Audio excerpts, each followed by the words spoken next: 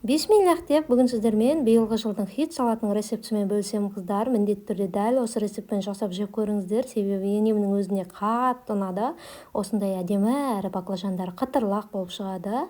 Алдымен ол үшін бір баклажанымызды алып, осылай басын кесіп тастап, сыртының бәрін ашып тастаймыз, яғни қабығын. Жақсылап барлығын тазалап алғаннан соң тураймыз. Баклажанды қыздар ірі ет турауға болмайды. Көп адамның баклажанның жұмсақ болып кету себебі ірілігінен деп ойлаймын. Дәл осылай тым майда емес, тым кіші емес, орташалау етіп турағандарыңыз жөн, яғни кескендеріңіз. Дәл видеодағыдай кесіп шығыңыздар. Одан соң салқын суға 20 минутқа осылай бетін басып батырып қойыңыздар. Судан алып 20 минуттан соң крахмалға аунатамыз. Менде қыздар кукурузный крахмал. Осылай жақсылап аунатыңыздар. Сол кезде қытырлақ болып шығады. Қызып тұрған майға салып осылай қуырып аламыз. Қыздар, май тым көп болмасын табада. Баклажан майдың ішінде қалғып жүруі шарт емес. Дәл осылай кішкентай ғана майда қызартып, әдемілеп қуырып аламыз.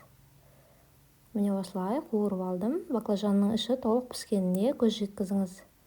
Ал енді ол үшін бізге салат үшін тағы да осындай қияр қажет. Қиярды дәл видеодағыдай етіп турап шығамыз. Мен қатты іріні ұнатпаймын, сондықтан дәл осылай турап шықтым.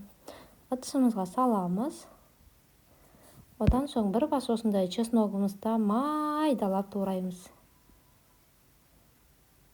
Қиқасын шығарып, оны да ыдысқа саламыз. Ал енді помидорымыз тураймыз. Помидордың міндетті түрде ортасындағы жұмсақ бөлігін алып тастаймыз қыздар. Міне осылай